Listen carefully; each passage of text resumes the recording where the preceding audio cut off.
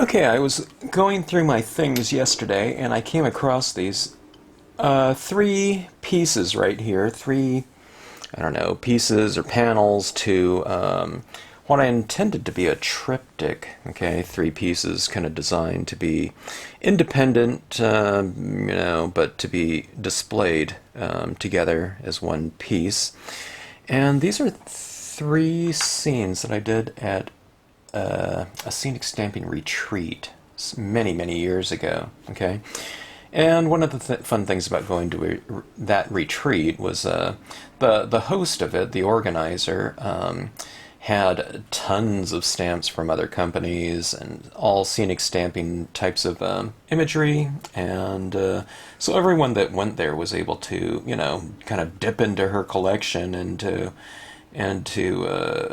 come up with all kinds of different compositions. Okay, now I'm just going to go through these as I should right now, and I'll tell you. Luckily, I don't know, I had the thought to write down the companies for all of these other images. Okay, now I didn't write down the Stampscapes ones, but all the women here are from Beeswax. Okay, they're still around. Rocks are Beeswax in this one. The Bush, is that something? Bush, okay, the Bush and Bridge are from, okay, the Bush is from Creative Impressions, the Bridge Art Impressions, and the Branch Hero Arts. Okay, we recognize some of those companies out there. And things like these filler stamps, the foundation of it is Stampscapes, the clouds. Okay, and that's largely what's happening in these three pieces. I use the Sedge filler and the cloud stamp. Okay, the Sedge filler is not in this one, but the cloud stamps this universal running through all three. And that's really helpful in terms of a triptych and having some sort of unifying texture running through all three compositions if they're to kind of be displayed together. Because you want, I mean, these all don't have to be kind of different looking scenes, but when you have them kind of in different types of compositions and especially color schemes, you want to have some sort of universals running through all of them to tie them together as much as possible. And that's what we're going to be doing here today. I didn't finish any of these things off with kind of the different effects that I like to add into my pieces. And I think they are, they could be displayed together right now, but it'd be really weak. There aren't enough kind of this, needle and thread type of thing running through each one of these, and I think I could do some things with texture in all of them for unification in terms of imagery and in terms of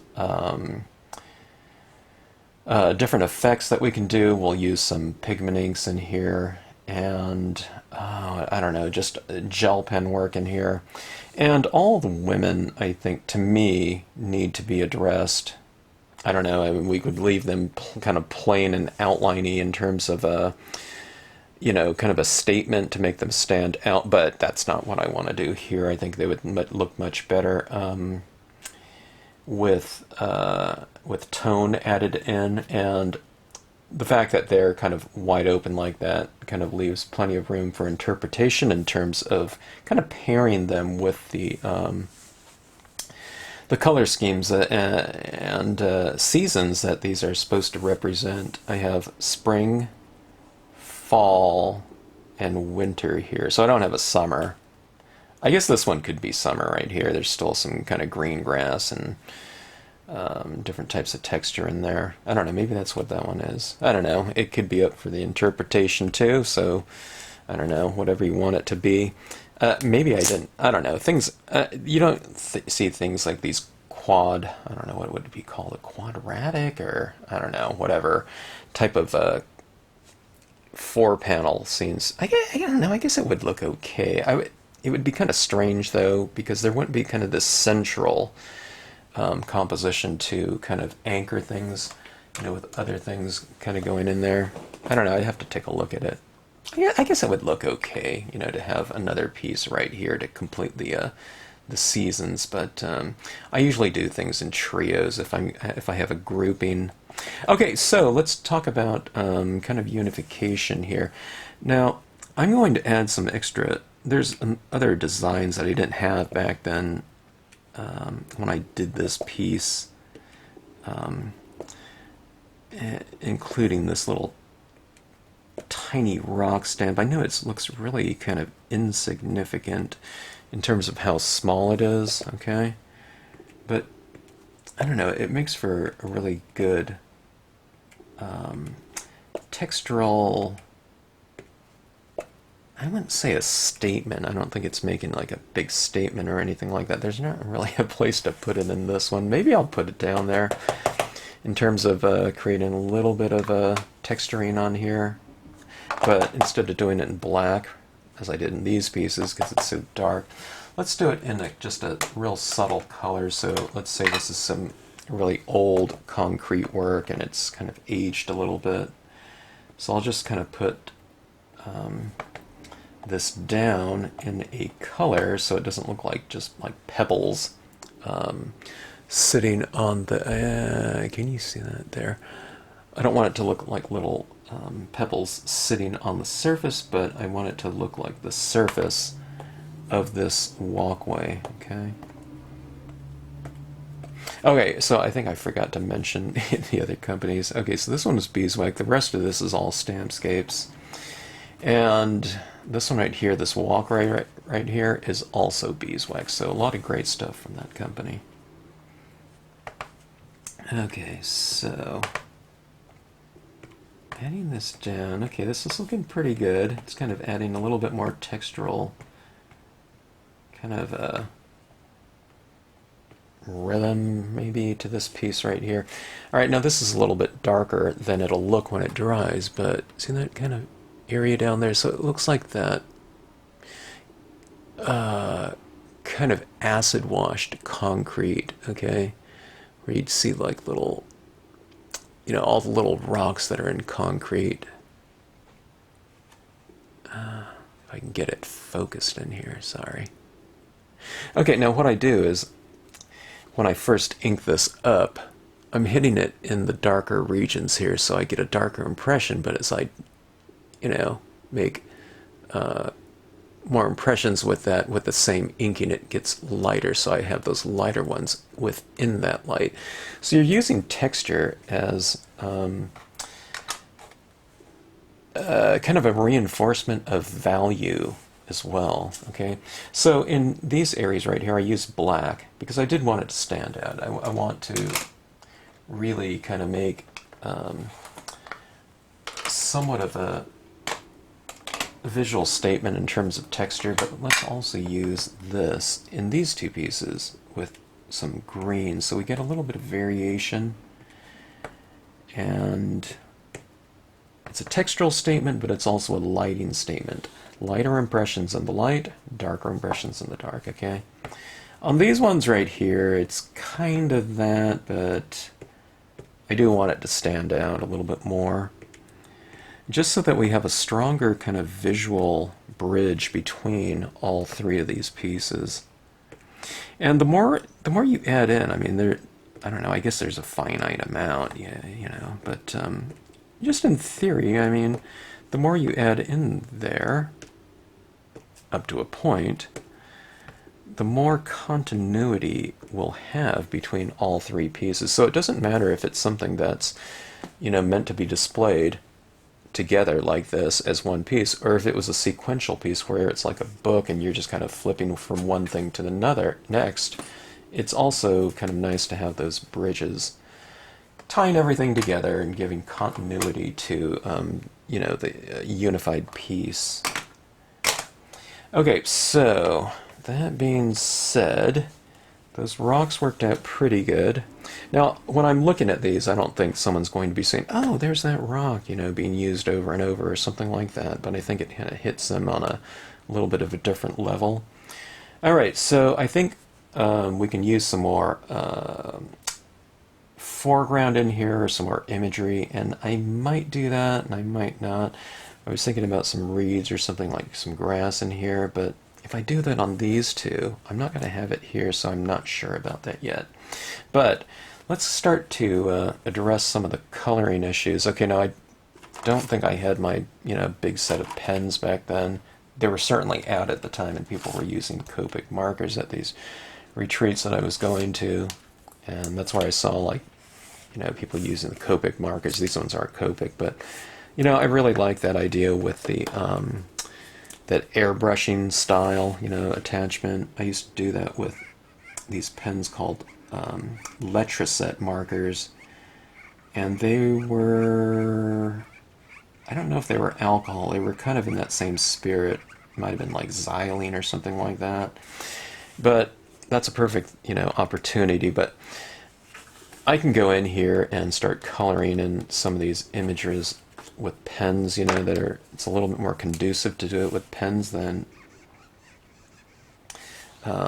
things like the stylus tool with dye-based pads, and trying to get in all that tight detail. Now, all the inking on all these scenes are done in dye-based inks. Okay, so I can go over it with the alcohol inks, and they shouldn't smear what's already been laid down because of the two different binders. Okay, alcohol and water really don't mix.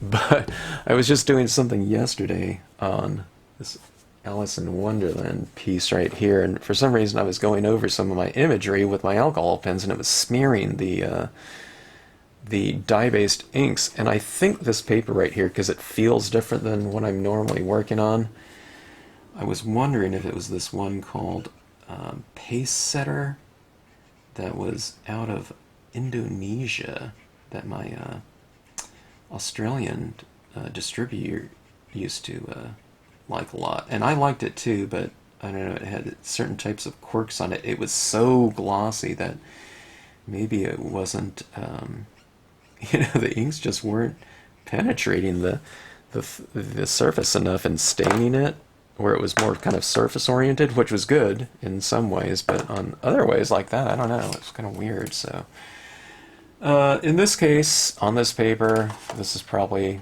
King James Cascode or something like that. It's not smearing, so I can go in here and really lay down some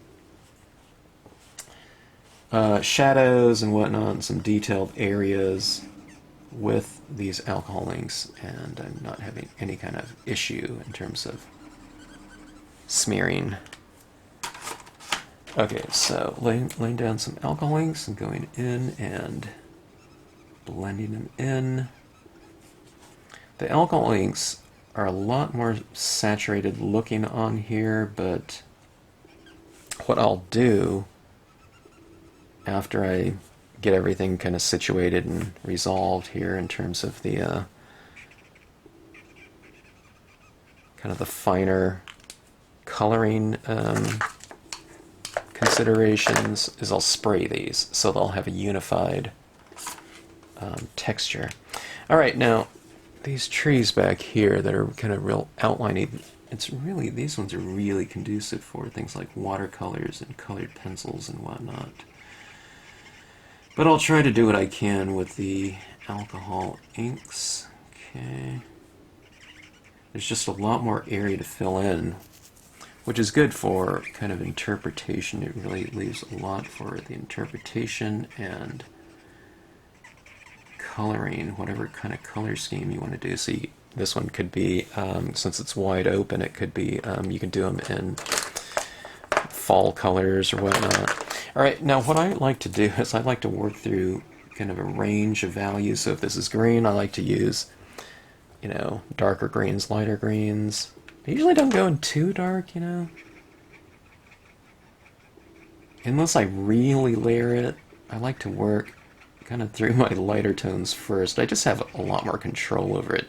People with a lot more experience just go right into it, probably, and, they can lay down their darker tones and really work their blending tools and for a nice smooth application and result. But I don't use these like this that often. I'm usually doing really fine-tuned types of finishing touches. I'm not coloring in vast areas, so I'm not particularly adept at it, as I would like to be, but I just don't use them enough to do that. So I'm not an expert at a lot of different media out there, so I kind of do what I do. I'm playing around and experimenting all the time, but, you know, kind of any one thing or collection of things, you know, some people are really amazing at. So anyways, I'm trying to work some light tones and darker tones in there to define more of those light tones. And I don't know, it looks okay. I'm kind of faking it here and there. All these images, I have to kind of get familiar with them too. I remember a lot of these images aren't mine, so you know, I'm not seeing, oh, that's a piece of the grass in the background there underneath this bridge, so I have to kind of, you know, kind of be a little bit more observant when it comes to things like that. Alright, coloring in.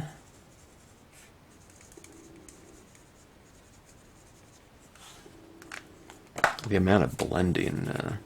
Sometimes I don't always use a blender pen too. I use a lighter version of the hue that I'm working in.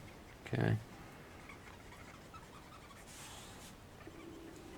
Okay, something like that. Now down here I'm looking at kind of finer points, like in the shadows. I think it could use some additional tone at the base of like all these little bushes. You just have to kind of figure out, is the color that you're working in going to be dark enough? If you don't know, then just kind of build it up, work some lighter tones. That's what I would suggest, until it kind of shows up, and just build it up from there. I usually go light, then dark, and then I go light again, just to kind of blend things out a little bit more. If I just go light, then dark, kind of I get those harsh kind of gradations on there.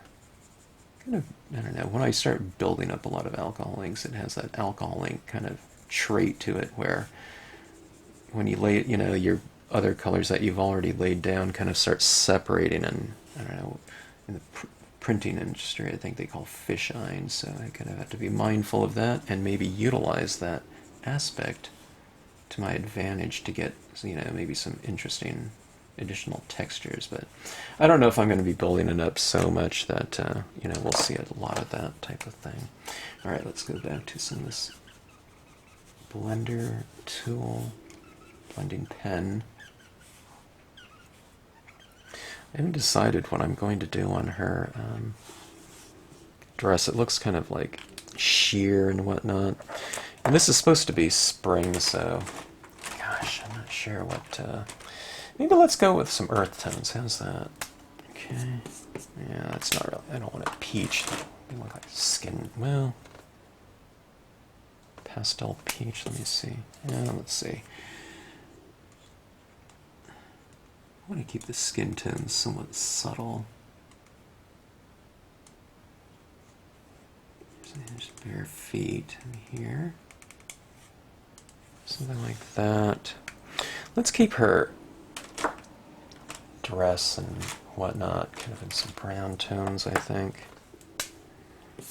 I don't know how I'm going to handle this kind of sheer piece. Maybe it's white over, you know, some kind of earthy tones. Alright, this is where it's going to be kind of awkward for me. Not being a great colorist in terms of you know, defining drapery. I'll color. Let's go with you know, a couple different tones in there. Let's have her kind of walking amongst some different flowers too. All right, let me try to tie her in a little bit more. This is where I'm just kind of winging it. All right, this is kind of it says brownish green. Okay, sounds like it ugly for someone's color, but what I'll do is I'll add in some additional blending, and we'll see how it comes out. Okay, drapery. That was always kind of one of those things that was really, I don't know, kind of a rendering challenge in art school. I never got good at it either. it's kind of really hard to really observe the tone, you know, the different shapes and, you know, lighting on drapery.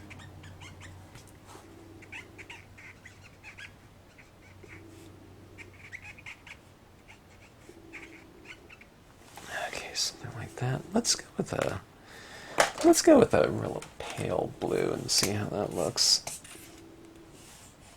in this piece. Okay, this is way too light. I mean, too saturated. Let me go for a much more pale blue. I have a couple different pen sets here. One's a Le Plume Permanent, and the other is the Marvy. I mean, Shuttle Art.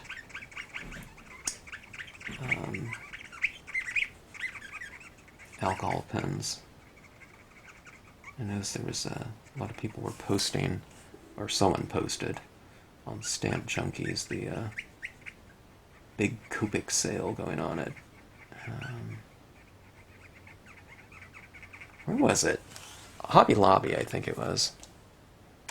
Seemed like a really great sale on Copic markers.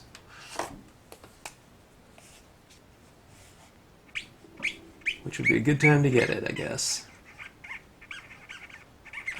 My Shuttle Art ones that I was just using, those things are only like 50 cents each, though, so you get a lot of pens for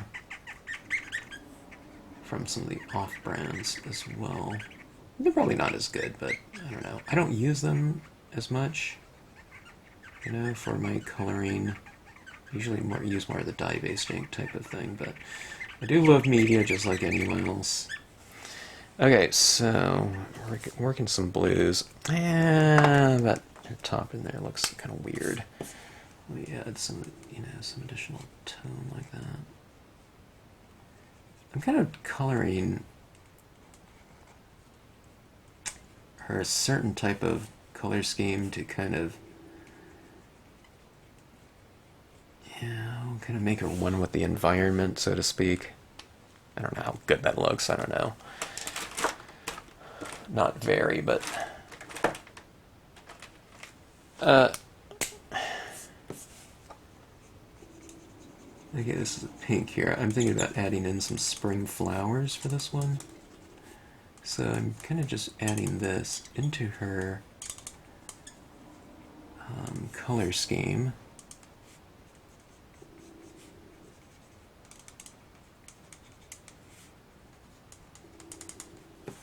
Okay, so I kind of want to make it look, you know, kind of earthy and integrated yet, you know, but not, you know, we want her to stand out, of course, you know, a little bit.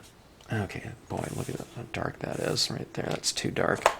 Let's go back to this one right here. What is this? Bronze green, huh?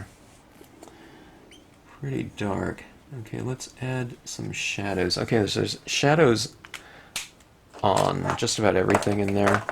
If you're going to add shadows here and there and that degree of light and dark, then when it comes to objects when you're within your space, especially when they tend to be the focal points like that, I think it's a good idea to shade them accordingly, okay?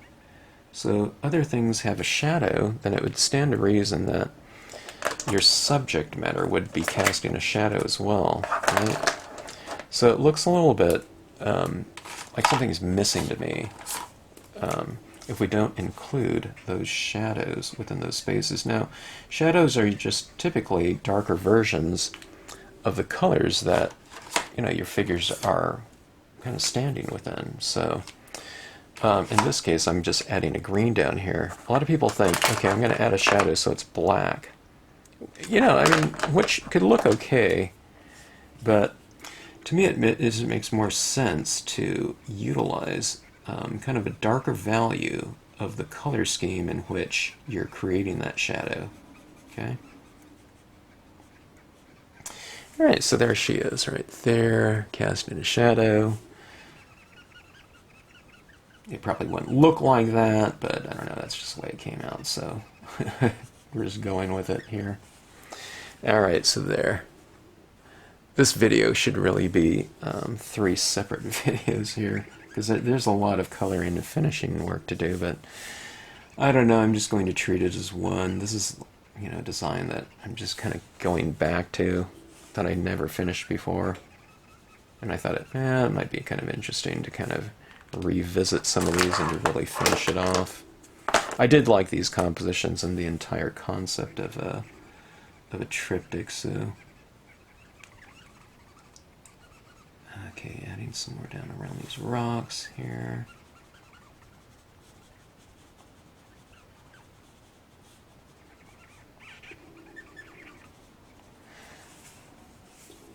Okay, let's hit a little bit darker shadows right underneath her feet, just to kind of anchor her down.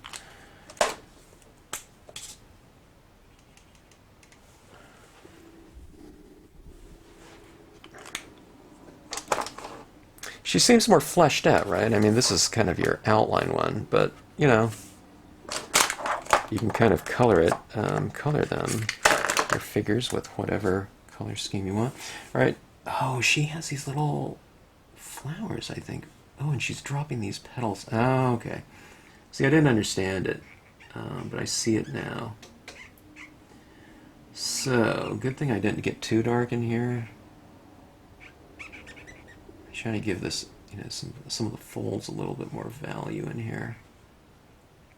So just kind of going with the same color scheme, right?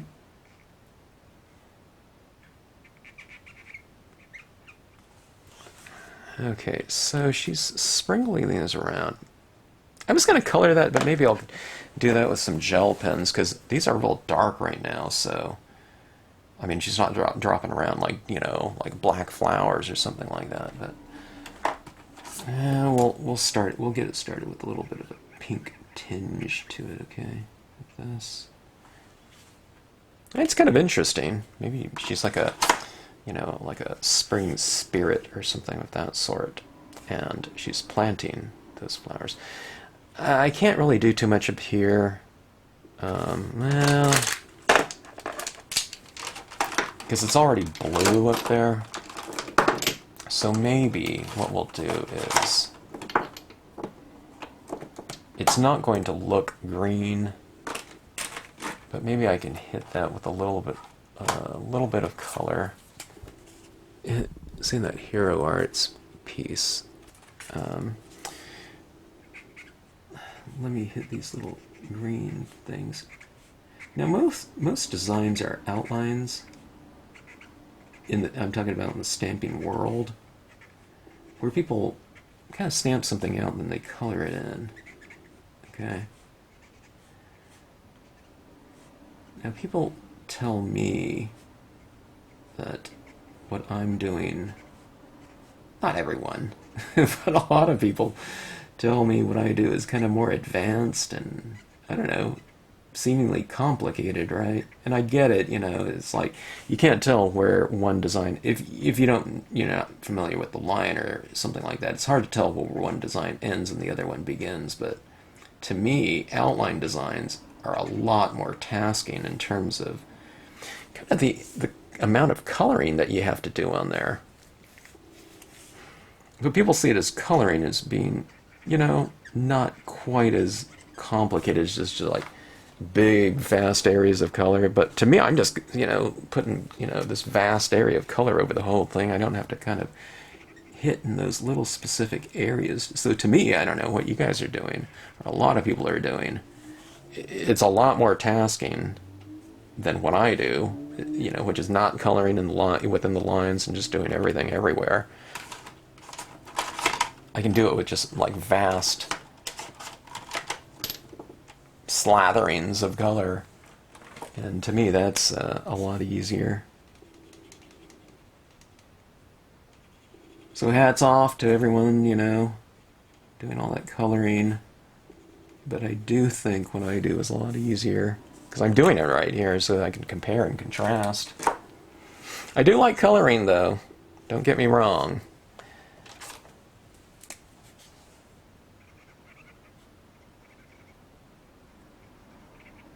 It just kind of takes me a while, so. Alright, so there she is. Alright. And just little dashes of color up there. Let me try it let me try to hit some of that with some lighter green. It's not going to look light green like that because I have the blue underneath it, but maybe we can get a little bit brighter here. So kind of going from multi-toned things, and here's all these tons of little leaves I have to do. It'd be better to emboss that image, I think. Maybe not on this scene, but since I used it in here. Okay, but that green up there kind of ties in with this green down here. Maybe we can put a little, you know, little red berries or something up there in terms of some little fine details. Okay, this one right here, what was it again? Spring, summer, who knows? Let's see, I'm not good at like what I don't know, Renaissance wear or whatever, you know, and what colors something like that would be. I don't want to make her too regal, you know, be like in blue or something like that, or purple, because it would just, I want to tie it in with the surrounding here. The winter's going to be easy because she's going to be all in blues, but okay, let me see here. Gonna hit some areas that might be in shade. Okay, I gotta watch areas because I think that's her hair there. So let me try to address some of the drapery that could be in shadow. Okay, trying to be. Oh, she has some flowers here too. So I'll need to watch that. There's those long sleeves. So when you have long sleeves, you have money, I guess, because it shows you can have kind of a money to spare, you know, or fabric to spare. To spare, not despair. Okay.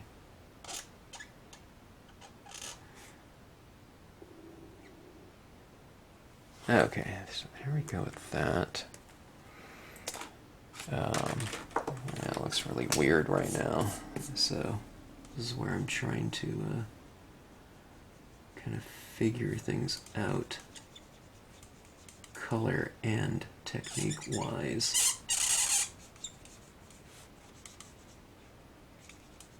You're seeing me kind of fumble through this. Like I said, I'm not an authority on coloring it whatsoever. I'm kind of going for the same general concept though. I want there to be kind of a somewhat developed source of developed lighting scheme. It's not going to be terribly sophisticated because I don't know what I'm doing, but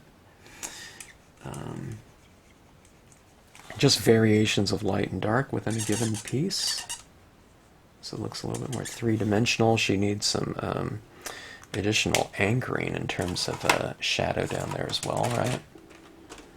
So we'll kind of follow suit with our previous piece.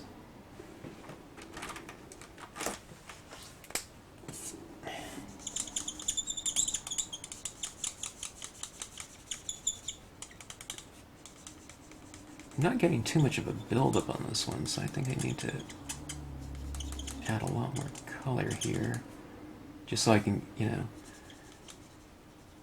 start kind of manipulating some of that alcohol.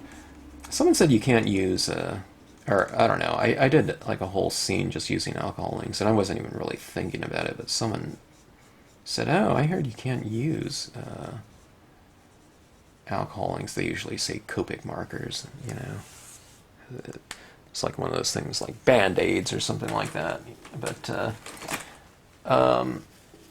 they heard you can't use it on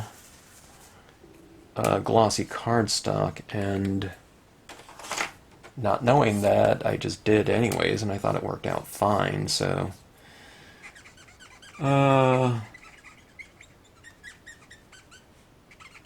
I don't know, seems to work fine to me.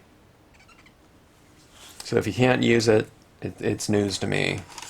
maybe it doesn't do certain things that, you know, are a strength of alcohol inks, so, you know, maybe so, but I'm just gonna do hair without it looking too kind of fake looking.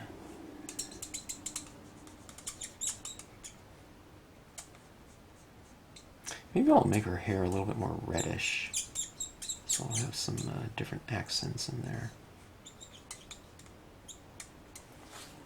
And maybe that'll kind of match this area up here. Okay. I'm trying to do a blend. When you don't do blends and just color it, it can look okay, but I think it tends to look a little bit maybe flatter or something like that. Maybe that's what the Copics, you know, people want, is just this real flat application. I don't know.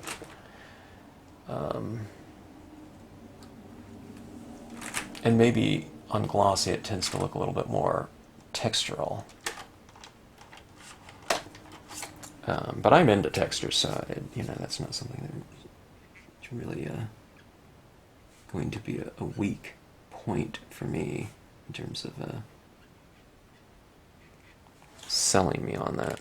Okay, so I'm just working through a series of like browns and oranges and yellows in that hair. And just trying to blend it out a little bit too. Okay. Getting all those different layers of color in there. Okay, so that is that. It's kind of unresolved though here a little bit.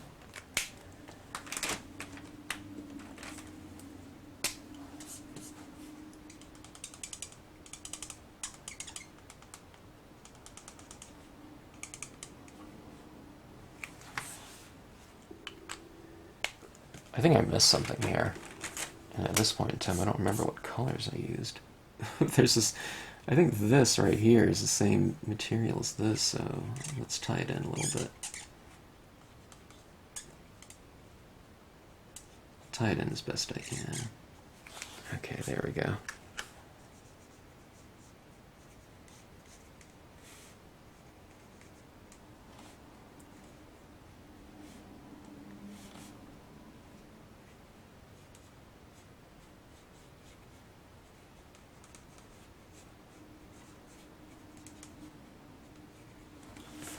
All right, kind of coming around.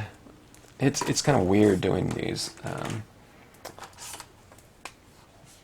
things for me, because it seems like I'm working it, and I guess it happens like it does with dye-based inks, but it kind of slowly starts to kind of round into form maybe. And then finally, you know, it's like, okay, I can kind of see what I'm, you know, generally kind of going after, but only after it kind of starts building up. Early on, when I get, you know, early on, it doesn't look like it's going to come out to me, which is always the case. I always tell people that, you know, when I'm working on my scenes, I don't know, I have confidence that they're going to come out, but sometimes I'm just not quite sure which direction they're going, and I can't see the end of the road type of thing, you know, like what it'll eventually become, sometimes until it's really close to the end, you know, so throughout the most of the process, it's, you know, there's a big unknown, so... Which is not something terribly bad or anything like that. I don't know if I embrace it, but I'm kind of indifferent about it. I just kind of concentrate on what I'm working on at that moment, and kind of just observing too, where it's going. Just like anyone else that might be watching the video of doing it, I'm kind of, I don't know, when I was doing it too, I was kind of watching with, you know, some degree of anticipation as well. Okay, so I'm just working in this kind of lime green here. I think that looks pretty good. It's kind of brightening things up a little bit here and there. Alright. She stands out a little bit from the background. Let me try knocking down some areas in here and just kind of dulling out some colors. You know, some of these areas are a little bit too bright for me, so I want to kind of make her a little bit more muted and kind of amongst the environment. Okay, so everything is not so bright like she is. So let's kind of mute her down a little bit in some areas, not everywhere, but just in some areas of the form. Okay, let's kind of shade her accordingly, like she's being affected by the lighting. So maybe the same kind of degree of shadows or whatnot. I mean, she gets to stand out a little bit more. You know, she is the star of the scene, you know, the focal point. But still, it's good to go for a little bit more integration. Alright, she has some flowers in her hair. I don't know what colors we should do. Should we do, I don't know, red? Maybe she has some white roses. I think that'd be kind of interesting. So things that are white, I don't know, I give it a little bit of blue tinge quite often. We'll hit it with a little bit of a pigment ink as well. Let's see, let's go for a real crystalline blue here. Things that are white, I often add that blue in there, otherwise they look a little bit too stark. Alright, 2 figures down.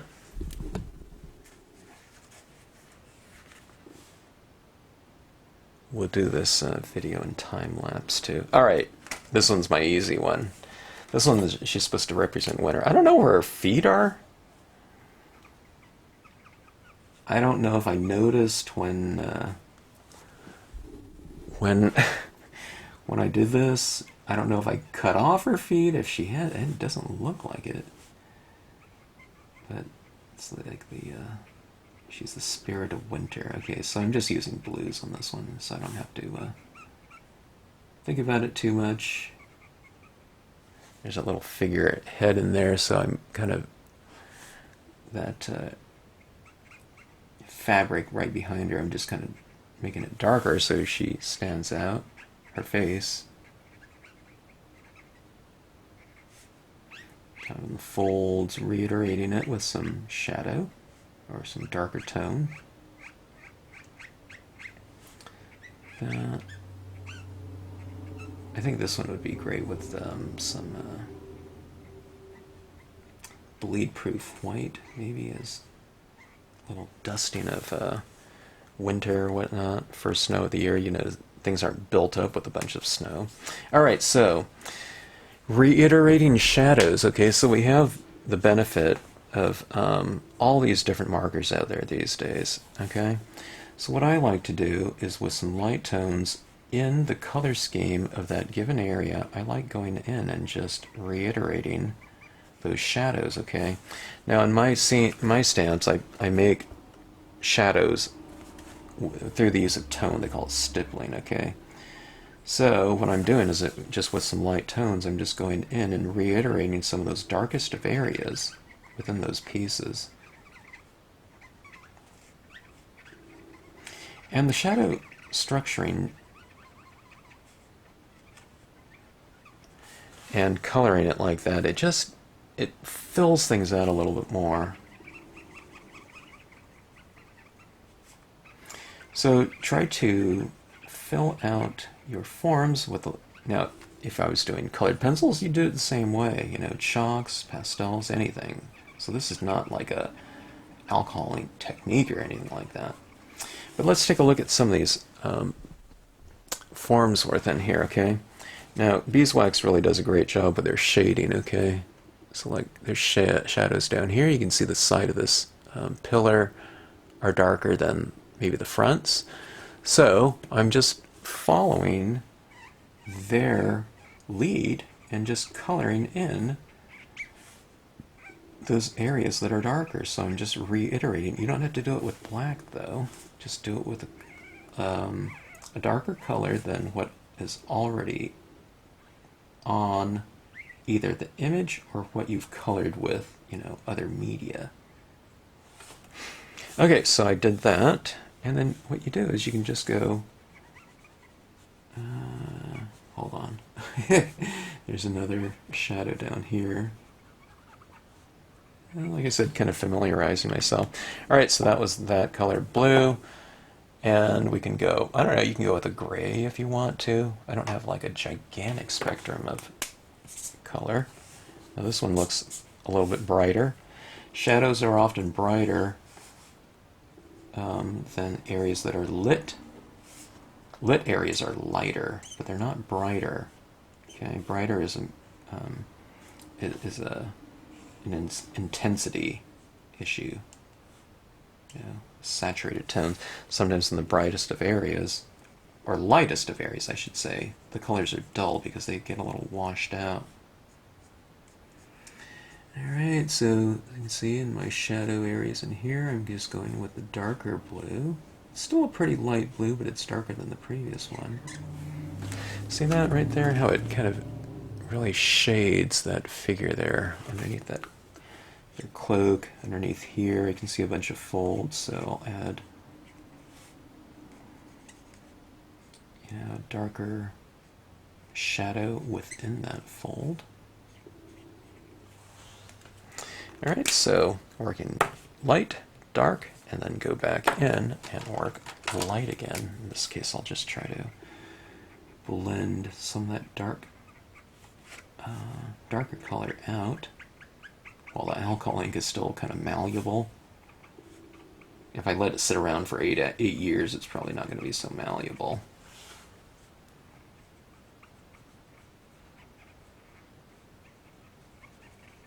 Okay, let me see if I have kind of a, yeah, let's go for this one right here. This one's like a violet or something.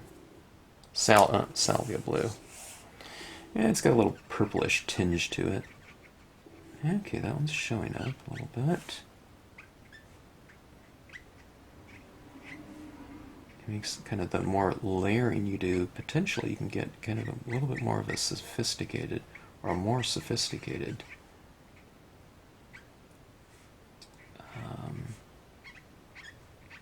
palette.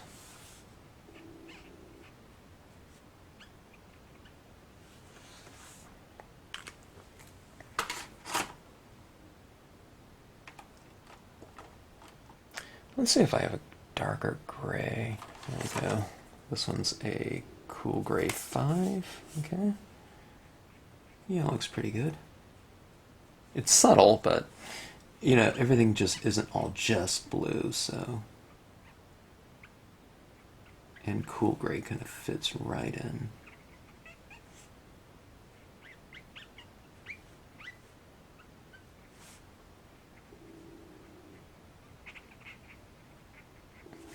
Okay, so a little more mountains, maybe a little touch here and there.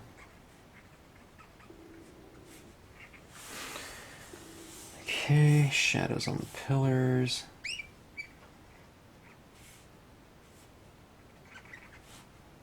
At the base of the wall.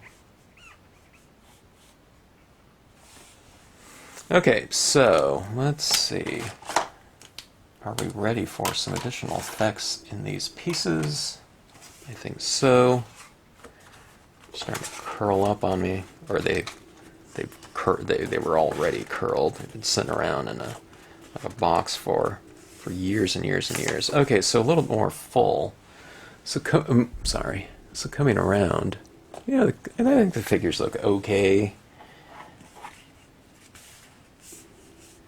Not great or anything, but it's me, and I'm not good at that, so I'm satisfied. Okay, let's do some additional touches in terms of textures, okay? And let's address some of these different things with color and texture and lighting. Going to these little pink little things right here. Whatever she's kind of sprinkling about. Okay, it doesn't look right that these are dark. I mean, if someone did this, I would do those in a Boston white or something like that. I think it's so cool. Yeah, that white gel pen really did the trick in there. I was able to get really specific areas. Here she is spreading that around. I think I need to put like some white over that, maybe.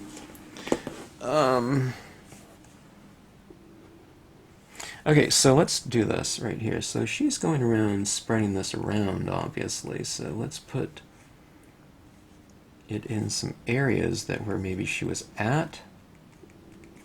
So we can do a little trail of it out this way. Like she's just kind of walking around, and you know, wherever she goes, flowers bloom, right? Mother Spring or something like that, or the spring. She's the spring entity. I don't know. That doesn't sound good either. Okay, so here's a little trail of pink. It's probably very difficult to see. You can kind of see it a little bit.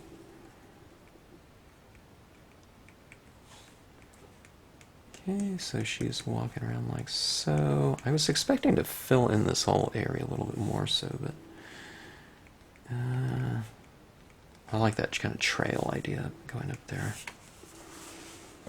Okay, let's do this right here. Let's put some pink roses in here. So it'll create a little bit of continuity between these two. I wish she had some flowers. Oh well.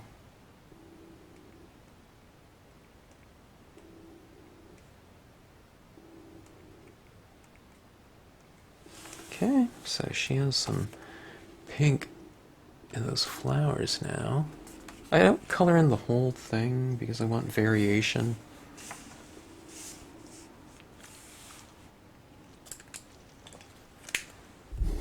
Okay. Let's go for the white gel pen. White gel pens can do quite a bit. If you've retained some white areas on these pieces. So let's add a little bit more texture to this bridge. Let's bring out some of those blocks. Okay, I'm going to zoom in and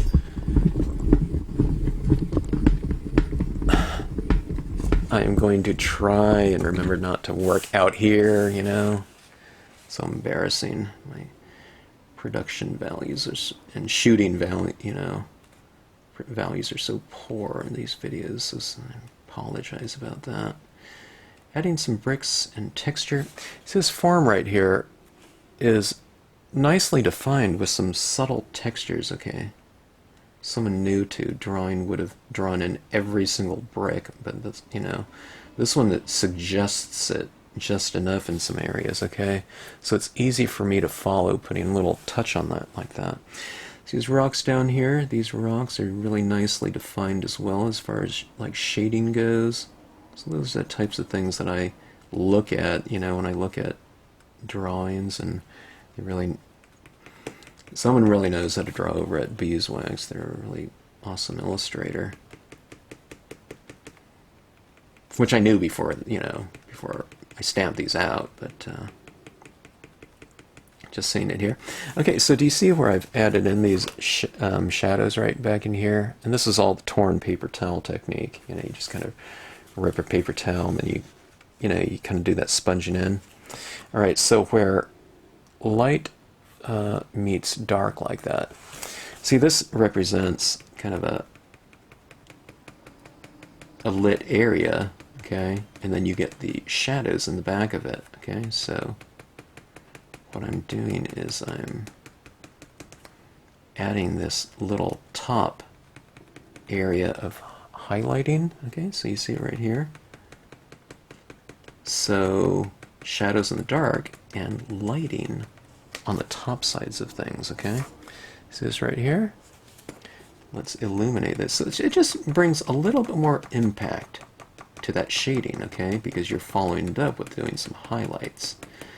So light areas in the lightest of areas and darkest in the darks.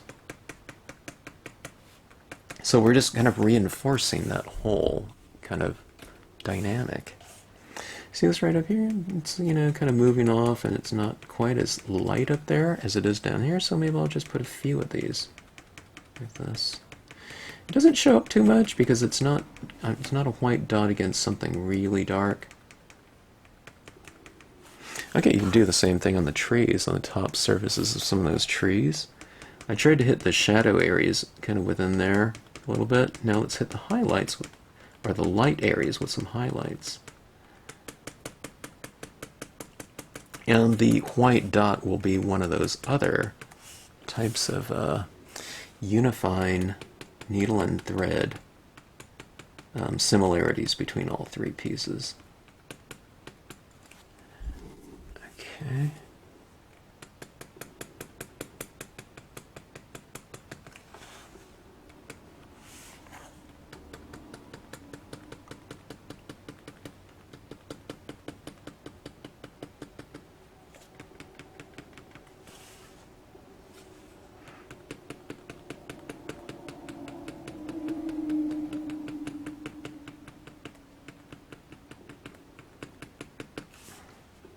These dots really show up in the darker areas, so I'm adding it in some of those areas as well. But I'll kind of taper it. I'll put more space in between my dots in these darkest of areas. I mean, these could also represent, it doesn't have to represent highlighting. This could represent, you know, a different type of flower, which maybe we should do. Because I think this white in here looks pretty good, so it represents highlighting, but let's also have it represent flowers, okay? Like a whole meadow of fresh spring blooms.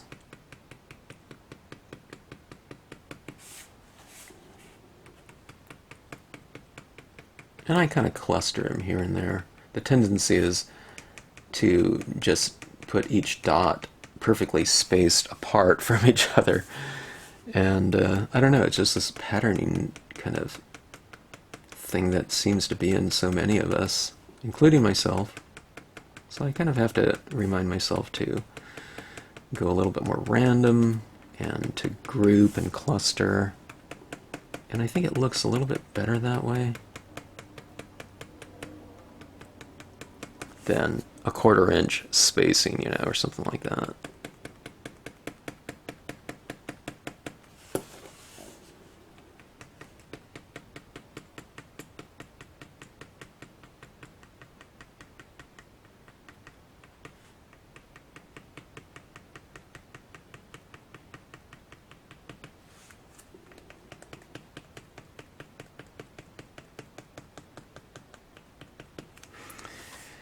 Okay, we can highlight some of these rocks in here now, if I've left some of them a little bit lighter than others.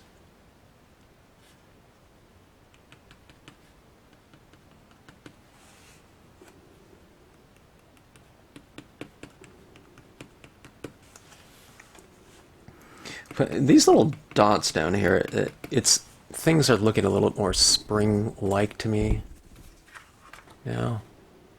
Having these little blossoms in there, like so.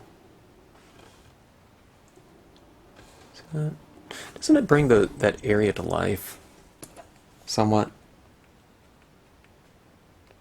Let's go for a little bit more, some larger flowers or just texture in the foreground.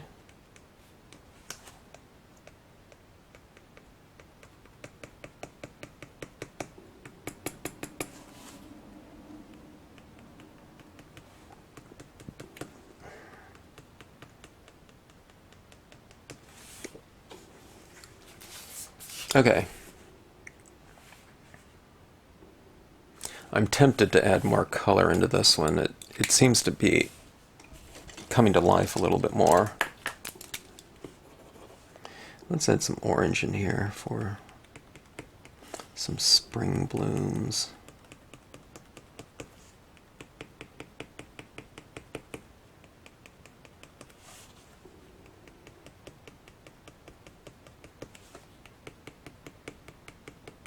It's kind of tying in with her clothing too. It has some of these warmer tinges.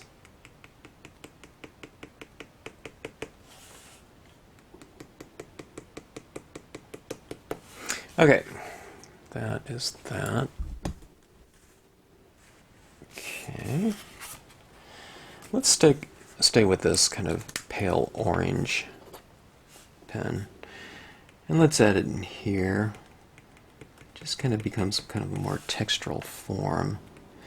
I don't know if I have it representing flowers in here because it's not supposed to, but anyways, this kind of matches her hair too.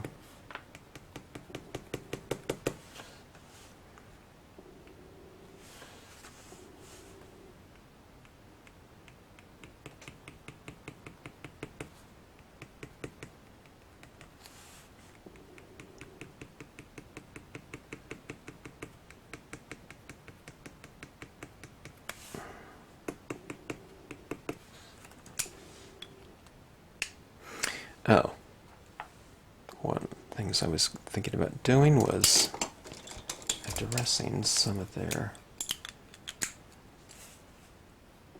areas within their clothing. So I go in here and I can add in some highlights here and there.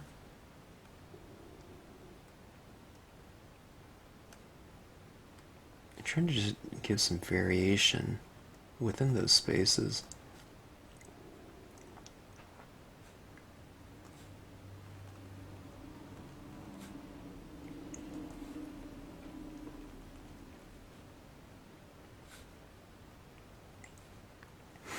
Giving a little bit more texture to her hair. Okay.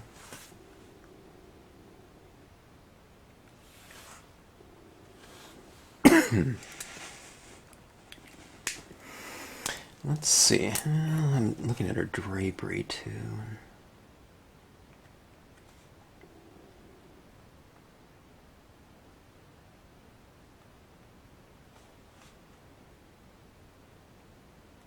Sometimes I try to get rid of the lines, you know, where things will look a little bit more three-dimensional. No, I'm not not just talking here, but just in other stamps as well. We need that. We need the line to be in there for definition when we stamp it. But then when we have other colors behind it, sometimes we can eradicate the lines like this, and it just looks a little bit more three-dimensional that way. Okay, so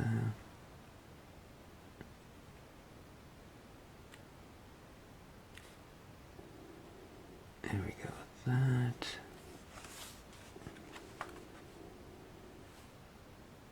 So I kind of went right over some of these areas, some of the lines within these spaces.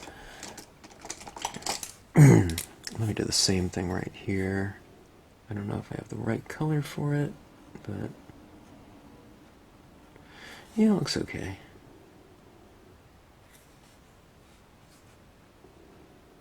I don't think the line work looks bad, but it just looks, I can kind of alter it a little bit for that kind of three-dimensional aspect, maybe.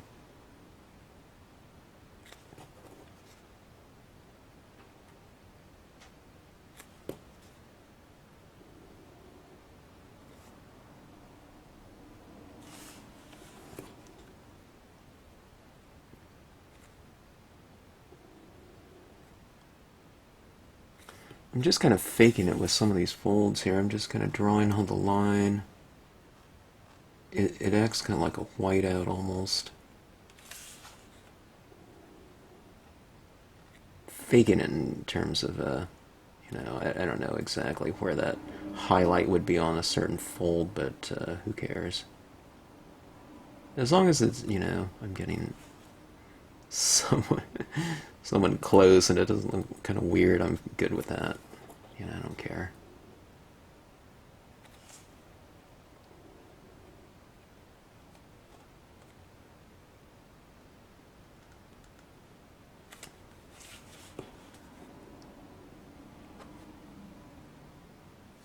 Okay, so here's the white on here. Let's address some of these little petals in here. I'm going to take away some of the that darkness within that space a little bit. I don't know what she's throwing down there. She's throwing like cookies or something, you know, those animal cookies.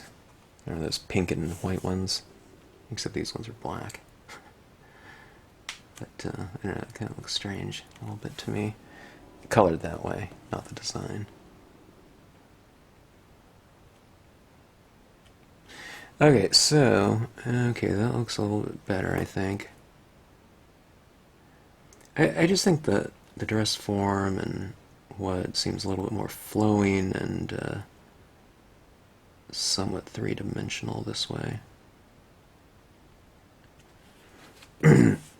Oh, maybe this kind of sheer one. I'll kind of go along the lines here in that direction that it's kind of flowing in or draped in.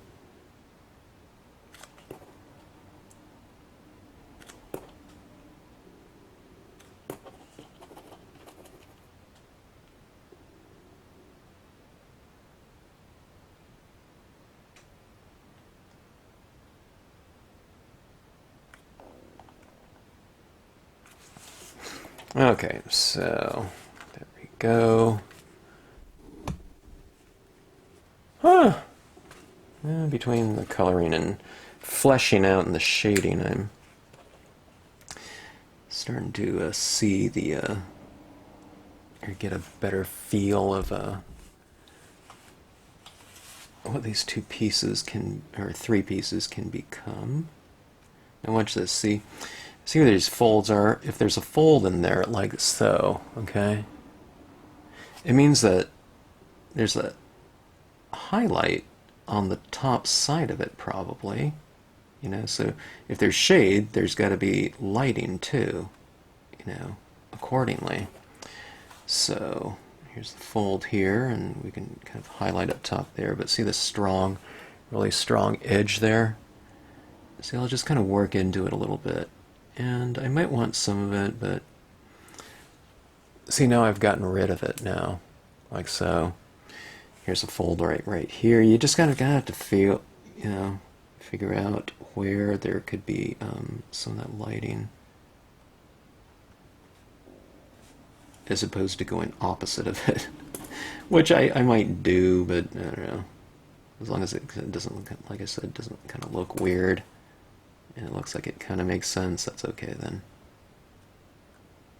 I might bring out her shoulder a little bit more here. Like I said, it kind of starts acting like white out in some ways, so I can kind of work my lighting. See the top of her head against those clouds? She's wearing this white kind of, what, cloak or whatever. So, see, I just eradicated that line right there. Maybe there's, you know, this is her drapery down here is largely in shadow, but I'll just kind of highlight it a little bit, maybe. Or this one right here, you can really create kind of a separation by throwing a little white into this, maybe. Like so. Here's these little drapes in here. This maybe catching some of that moonlight.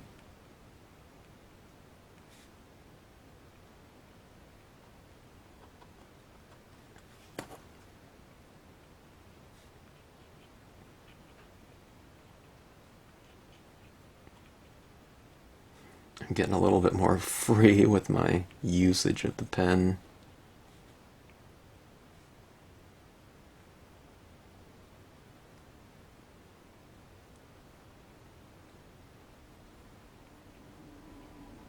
I'm talking about within this space. Free in terms of, you know, kind of doing these little scribbly touches. Kind of chicken to do that at first, but then if it looks okay and I want to just add more of that, I just kind of keep adding more and more, so okay.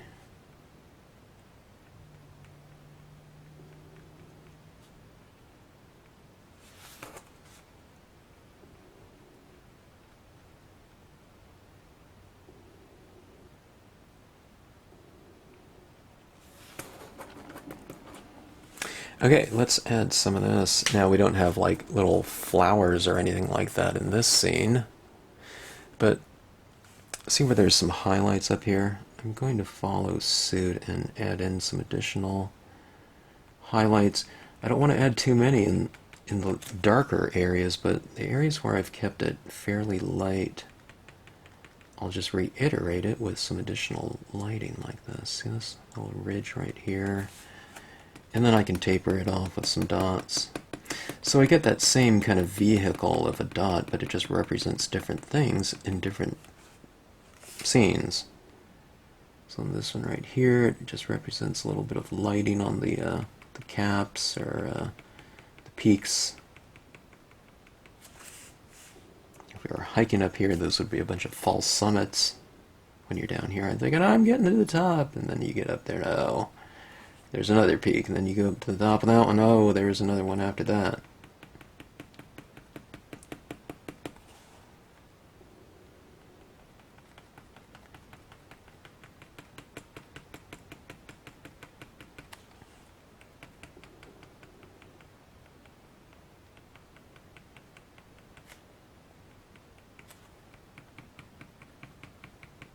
Okay, now say I kind of put more space in between these dots here as it moves into the darkness, but I'll put a little bit more up top there.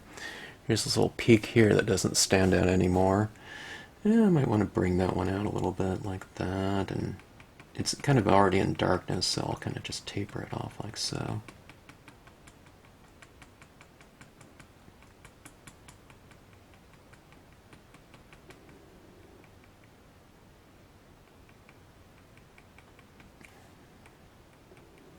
There's another one down here.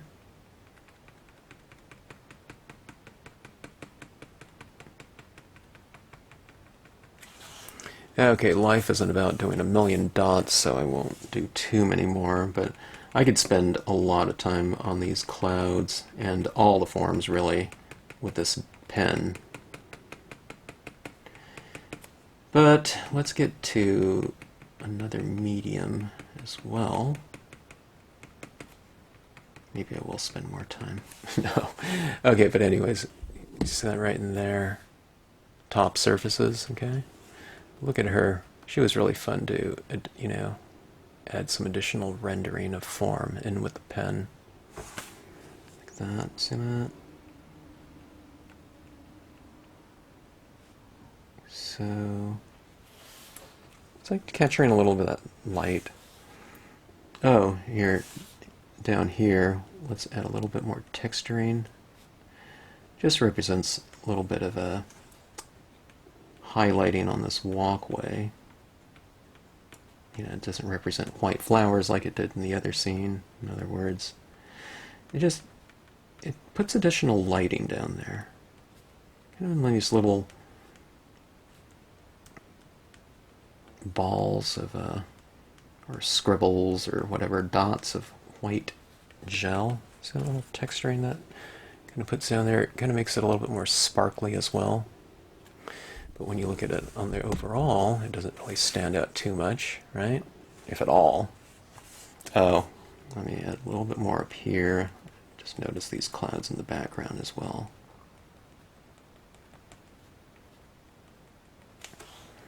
Okay, so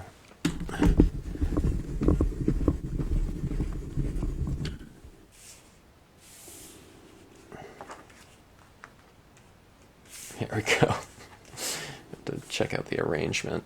It's kind of funny as I work from this one to this one to this one, I'm kind of freeing up with my gel pen, so I feel like I needed to do a little bit more in this one now. because it got a little bit more, the usage got a little more extreme in this one, because I kind of freed up with it a little bit, you know. Okay.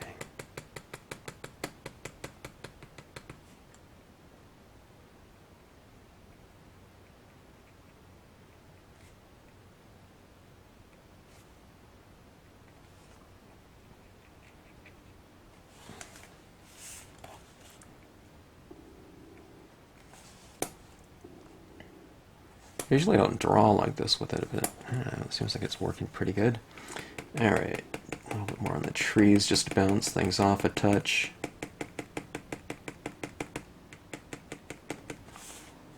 Okay, like I said, I don't want to spend forever on this pen, especially when I have 3 pieces like this. It seems like, you know, I'm doing this forever.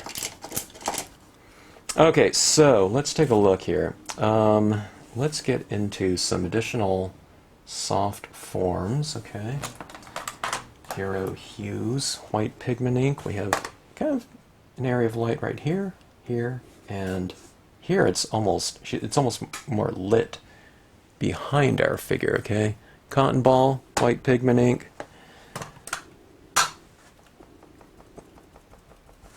Okay. I'm going to really blot this off, okay,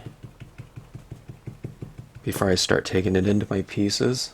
Okay, let me get a smaller area like that. And let's just add a little bit more texturing here. This cloud is really light, so I don't know how much this is going to stand out. I'm just kind of adding it in the light area. It's just kind of like a little, real soft dusting of this color in here, okay? Or material, ink. I'll have some of it going into these trees as well, so it's like the light is backlit and it is kind of influencing maybe some moisture in the air, dust or whatever. Something like that. It kind of pushes the background back further visually too when you kind of put things in fog like that, doesn't it? Seem farther back in the distance, you know, those trees, when you kind of, you know, diffuse them a little bit.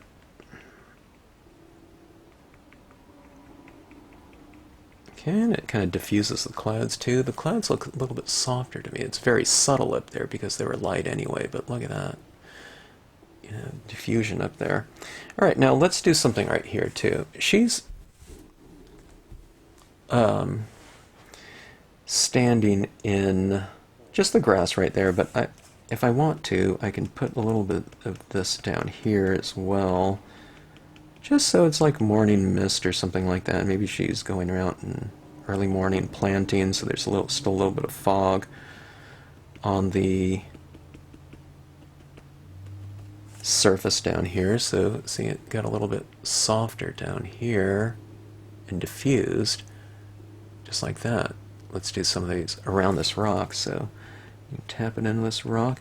I'm just doing it very, very lightly, and remember, I really blotted a lot of this off, otherwise you're going to be applying too much. Like, that's still a little bit too much right there. And a Q-tip works really good too, which I might incorporate in with this. This is this bridge right here. I like all the crisp imagery, but why not utilize some of this texture within that given space as well? And don't do it over everything. It kind of looks better when you kind of oscillate it between having some and none, I think. So you see that right there? Yeah, right there you can't. Okay, there we go. Let me try to put a little bit. Okay, I need to start working with the Q-tip here, but yeah, let's put a little bit right here. Okay. Okay, I'm starting to see it a little bit more. The relationships there. Here it is, here, here, and here. And right here. Okay, let's do it down here. See this? I mean, this looks okay right here, but let's put a little of this in here and see what it looks like. If you don't like it, you can just kind of wipe it off. But see that right there? Doesn't that give it kind of a different spirit, you know, to this area down here? It doesn't look like there's a little bit of fog there, and it's kind of capturing that glowing light you know, throughout the pieces. Or throughout the areas, the sections. See that right there? Oscillate it. Some in one area, but not over here, so it's kind of soft, crisp, soft, crisp, soft, crisp.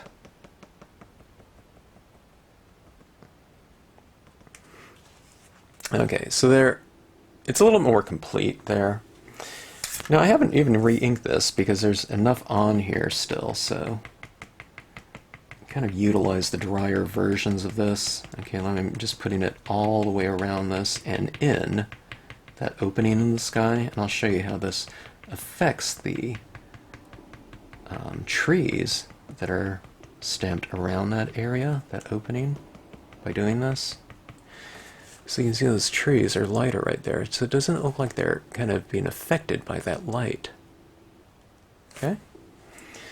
Now, I don't know, maybe I'll put a little bit of this down here. I don't want to go overkill, but... And the reason being, maybe there wouldn't be like this fog in, you know, summertime or something like that, or fall, whatever. Whatever one this represents, I don't know. I just wanted it different from, you know, the other two. Maybe it's more fall. Because I see that it still, you know, like I said, I still see that green grass down there, so. Alright, so anyway, a little bit of mist at the base there, and should we do a little bit of her? I don't know if we can. Let's see. Let's put a little bit on her left, our right, when we're looking at that. Okay. Alright, now I think this is going to be really effective in this one right here. Just the whole spirit of it and just the amount of kind of moisture in the air in the form of these clouds.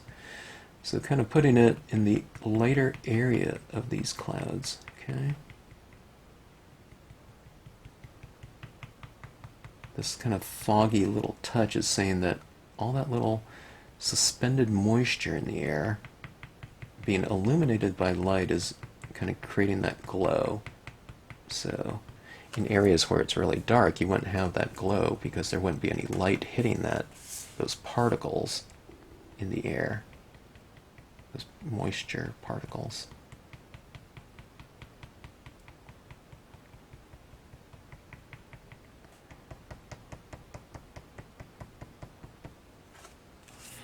Okay, see that doesn't, I don't know if you can tell. It's a little bit softer there and right up here. See, here's the difference between that one and this one. Okay, let's put some down in this one right here. Maybe not in the darkest of areas, but I can kind of transition it a little bit into the darker area by applying less. It looks a little bit more three-dimensional though, too, doesn't it? Because you're putting something in between that form and the viewer. I mean, not, well, I guess physically too, but optically, you know, visually.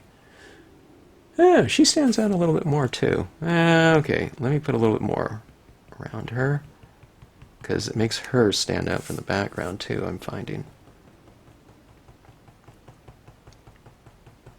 It's kind of a different textural change, you know, she's crisp and the background is soft right around her, so.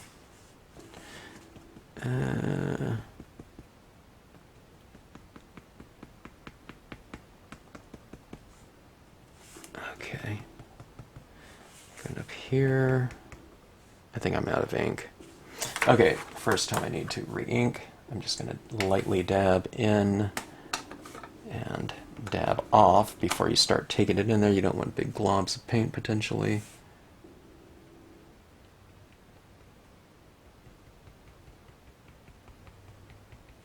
Okay.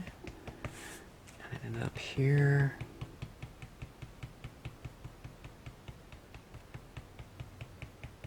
Let's put a little on this mountain here.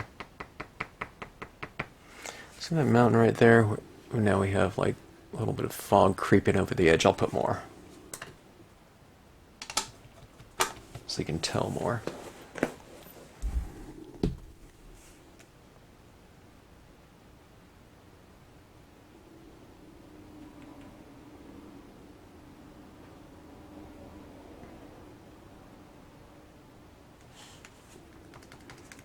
Okay, see that?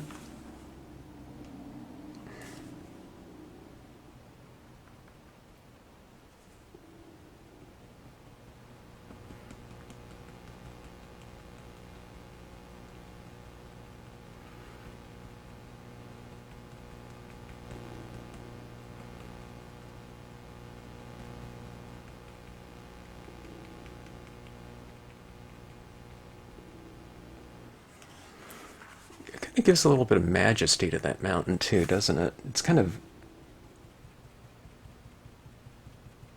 engulfing the mountain in kind of this mist. It's like encompassing it.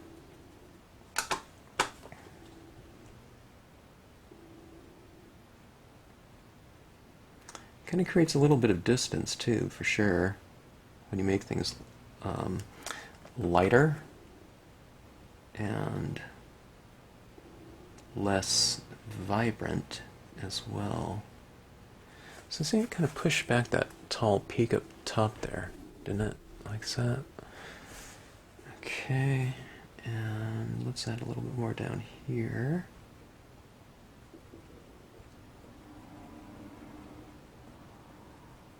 It'll dry darker than what it looks like when you've freshly applied it. It just does, so I'm kind of being mindful of that. Alright, now her, I'm going to put a little bit of moisture down here, even though that probably wouldn't be here, but let's put her in a little bit of fog, because there's a certain kind of mysterious kind of quality to her. The fact that I don't have feet, so she's just kind of hovering.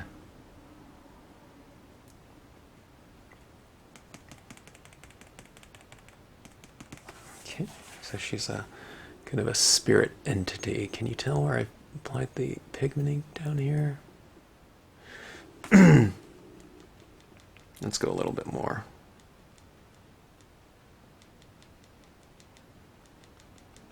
Okay, there we go.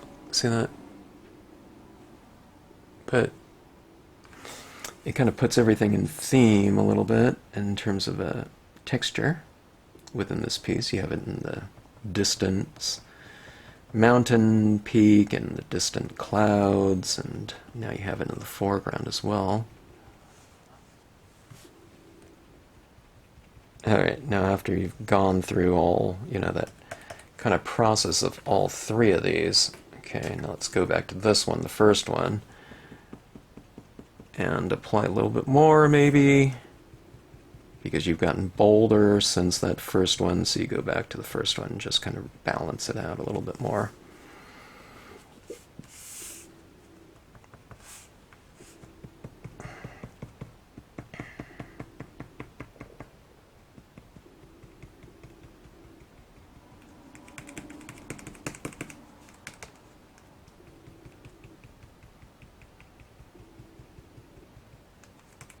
Okay, here we go. A little bit more, maybe. Okay, so I got a fingerprint there, I think. 3 pieces. They're looking a little more full now, right? Now, a lot of people think, oh my gosh, so you're doing a couple comments on Facebook. Hey, you're kind of doing different things. Well, it's the same type of thing. There's lighting, a vignette around these pieces. It's just popping in a different texture. But if I popped in a deer there, is the technique different, than what other, things you're doing? Well, I don't know. Not really. But, I don't know. It certainly takes on a different spirit, though. So just depending on whatever you stamp in the middle there, becomes somewhat of a dominant theme within the piece, certainly. I mean, if I stamp, we were talking about like Winnie the Pooh on kind of my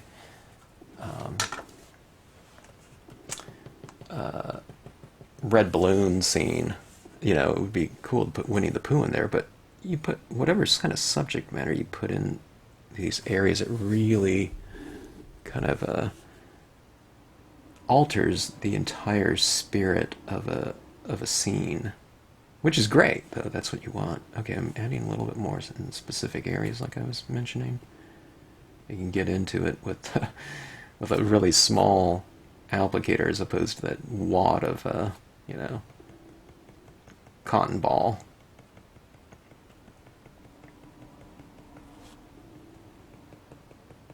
See, I can get underneath this bridge like this and kind of hit that area and underneath like so. So look at that area right here. Isn't it fun? Fogging it in underneath there, it really makes that bridge stand out. But, you know, I put a little fog over here and it kind of engulfs the, or envelops, not engulfs, it envelops that bridge in this mist, making that bridge, I think, a little bit more three-dimensional looking. All right, there's these tree trunks right back in here.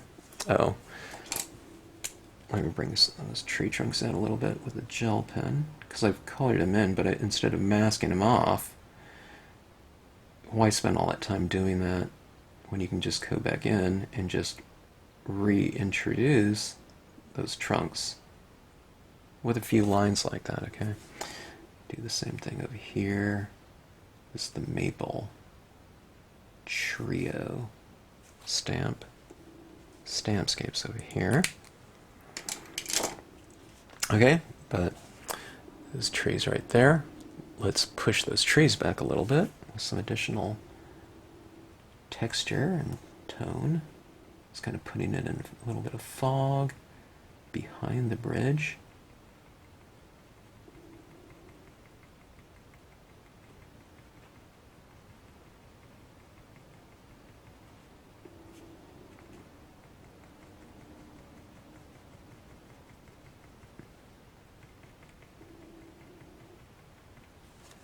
Okay.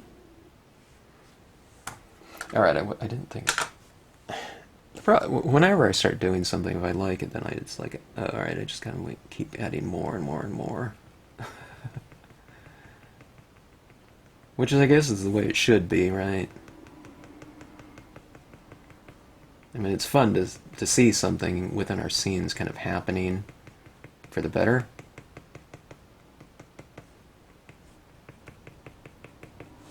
Or cards, it doesn't have to be scenes. Any type of creative entity that we're working on. It's fun to get really lost in the process.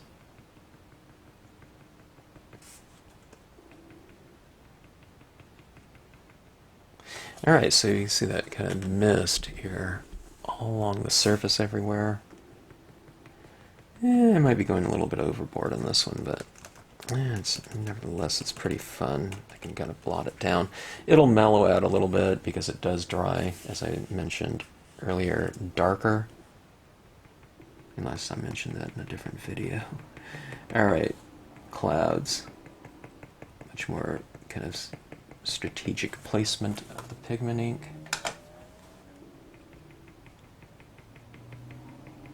I can get around her head without worried about, you know, stamping it all over in her head.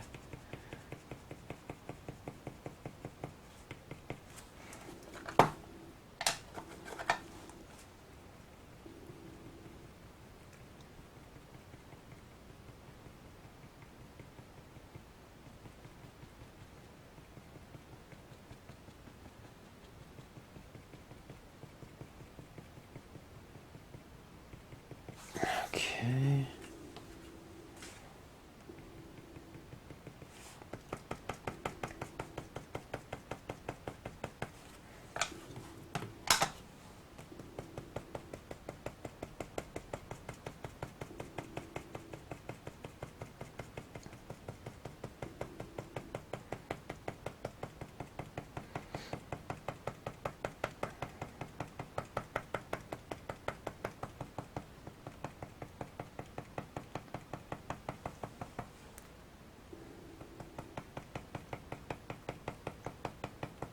Trying to create this kind of path of light coming down here.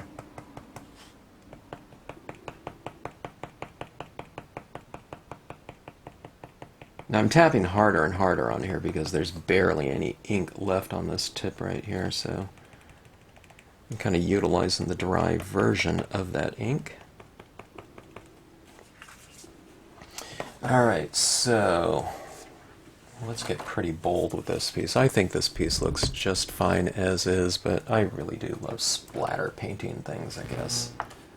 It's like being a little kid with the, you know, toothbrush and paint. Okay, so using some Dr. Martin's Bleed Proof White, which is a very opaque watercolor. Alright, I just thinned it out a little bit more. You always have to kind of add water to it, I find, unless you've added so much and it's super juicy. You don't want to really do that, though, I don't think. Just add whatever you need for that, you know, that particular application of it. And I think it just works great as a textural addition to scenes. Okay. All right, so we're just going to splatter this somehow. I'll just go for a little bit of a addition at first. Okay.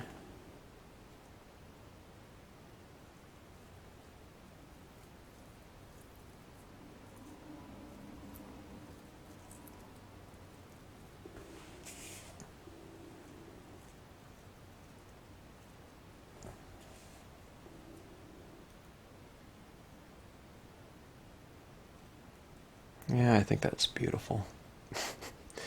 Splatter. It's so much fun, too. Alright, I think I'll just, well, let me put a little bit more over there. Alright, so this is what it looks like. It's pretty quick and easy. That if I did that with a gel pen, it would just take so much longer, you know, to do. And there is a certain degree of variety or randomness when doing it this way. Okay, so that's really fun. And isn't that perfect for snowfall? But let me do something on this one right here. All right, she's going around sprinkling all these little flowers here and there, but let me just, I'm going to add some little dots in here. I'll keep it to the meadow area. Let's go for a little bit of this texture down here.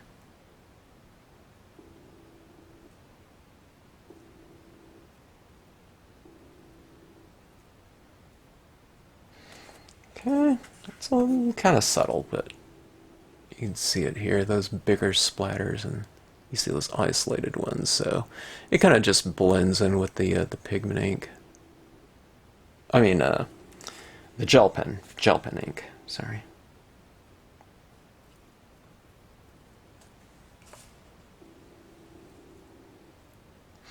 Okay, so that is another unifying feature, I guess. Let's add some to this one.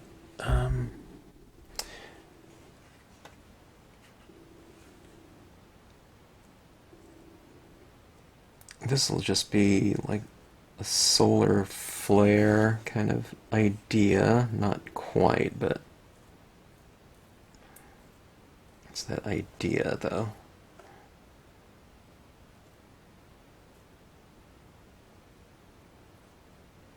And if it doesn't make sense from a logical standpoint, I don't really care about that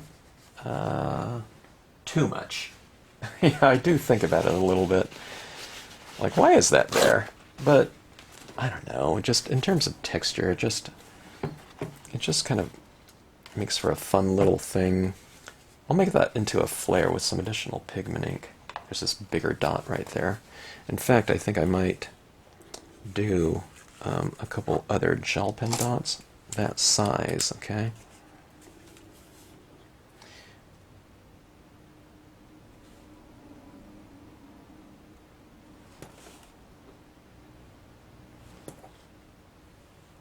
Maybe I'll do one right over the top of her dress. Oh, sorry. And I'll show you what I'm getting at here. I put one right here. Yeah, let me hit some of these roses too with a little bit more highlighting.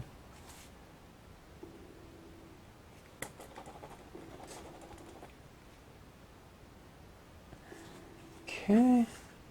Okay. So, let's take this pigment ink. Might be time for a new Q-tip. One of the cheapest tools you'll ever have, and you probably already have them.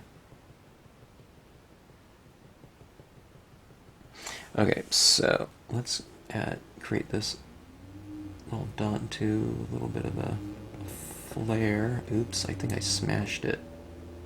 I eradicated it. Let me draw it back in there. I tried to get... It was still wet, so when I went over it with a little bit of that Q-tip, it kind of just lifted it completely off the page. Alright, let me go with... Let me not be lazy here. Alright. Q-tip, right? It's too hard and stiff, so what you do is you just kind of work it a little bit and unravel it. Sorry, my camera's not focusing. Here we go. Okay, so loosen it up. Kind of just go back and forth a little bit. Take your time though. Don't be in a hurry. Okay, and then I kind of smash that down a little bit more. So I want a soft tip applicator for soft tip, or for soft applications of media. Okay. And when you're taking some ink, just lightly dab around. I mean, this pad's pretty wet, so fairly new, relatively speaking. Blot it off. Okay, and take a lot of that ink off. And then just really lightly dab it in like so. Okay, so you see that kind of glowing little dot now, right there, instead of you know, a crisp dot. It just changes what it is, probably. There's one right here that I put on her dress. To me, it's like these little beams of light or whatnot, kind of streaming through the clouds and coming down towards you. It's like a camera flare or whatever. It's just like light, you know, it creates this passage of light in here.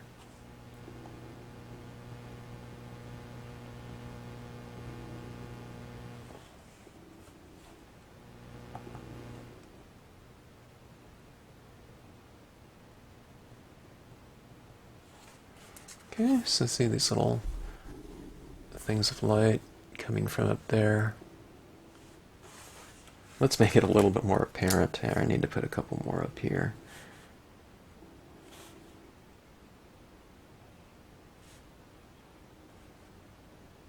Okay.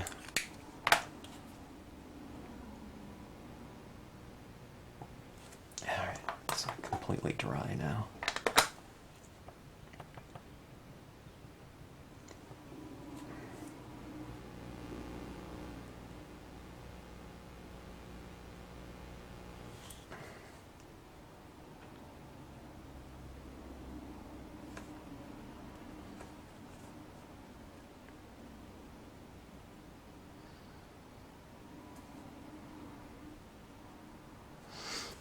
Alright, so we have these little spheres of light coming down from up top.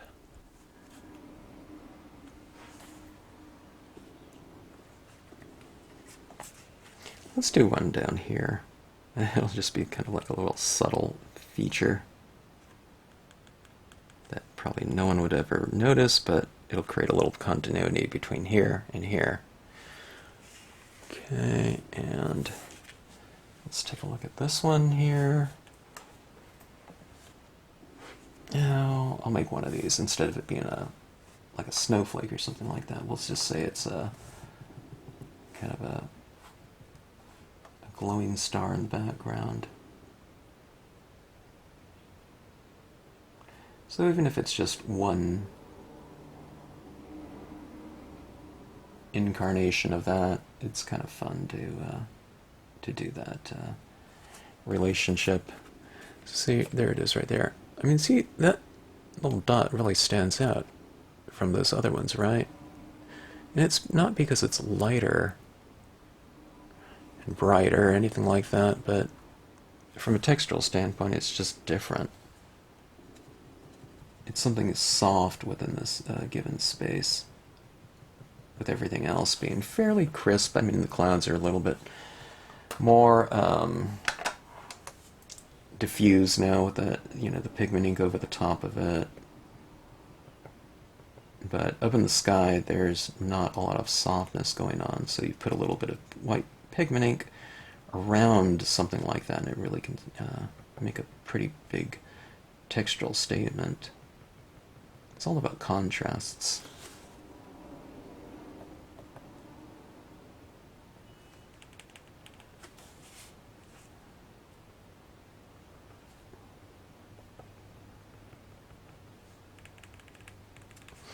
Alright, I think that looks pretty good. Let me see if there should be anything else that could and should be done. I'm not sure. This one I'm still thinking about foreground, but I don't want to... This one right here, to me, see, if I had foreground right here in dark, it would look strange having nothing right here, unless this one became the central point. When that would be okay. Some foreground right here. I don't know. But then this one kind of follows the seasonal pattern better, though. Between spring, summer, or summer, fall. This is summer, fall right here. And then winter. I don't know, I kind of like this one better this way. Visually, I don't know, the blue one at the end might be better. But I think I like the transitioning. So, alright. Thank you for watching. Kind of a different video. It's mostly coloring people, huh? But adding on those other little things just to bring out certain continuity and relationships between three completely separate pieces that could be, strong pieces, I think, on their own, but shown together, I think, make a pretty strong visual statement in terms of being a collective. And it's really fun to work in either a triptych format or sequential pieces, meaning pieces that are meant to be seen one after another, like that. And then the thing that you do is you just kind of find things, to create those different types of relationships, in this case is the clouds. They all have this kind of vignette type of effect in here, and they all have some sort of lighting coming from, a certain area. The structures are all roughly the same. It's kind of done on a, rule of thirds type of thing. So this area is sky up here, and you see the other 2/3. Sky, right? Sky, and I don't know, the figure is roughly around like so. If one figure is way up there, maybe it doesn't kind of relate quite as much. From a structural piece, these two figures on the left and right hand side are looking inward, and then I mean she's looking out there too, but I didn't want to have some kind of figure looking straight at us, that that would make sense or something like that either. So I like to keep the movement kind of going inward like this if things are meant to be displayed together like so. Textural continuity, gel pens, splatter painting, Dr. Martens, this one is very apparent. So I just put a little bit in here. It doesn't stand out like, oh my gosh, there's so much splatter painting in here. You wouldn't even kind of see it. I don't think it's just so subtle.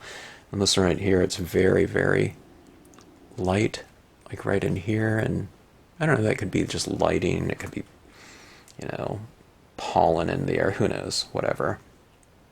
And then the other thing, I don't know if you noticed, is there's 3 different branches in here kind of coming in from the top, so that's another layer of compositional continuity going on. So I don't know, all those little types of things are really fun to do. You don't have to overanalyze things, you know, or something like that, but just know, you know, just try to keep some similar things kind of going on between each one, and it doesn't have to be this exact same thing. It could be the same convention of an overhanging tree limb, but they can be completely different, though. All right, so a lot of fun stuff. I'm glad I finished this one off. I hadn't even thought about it since I got back from that retreat a long time ago, but I'm glad that these three pieces individually and the one piece as a whole are finally done. And I don't know, I really enjoyed working on it back then, but I just completely forgot about it when I got back, I guess. And I don't know, now is the time, I guess. So anyways, thanks for watching. Hope you enjoyed it. If you like this video, maybe like, share, and subscribe.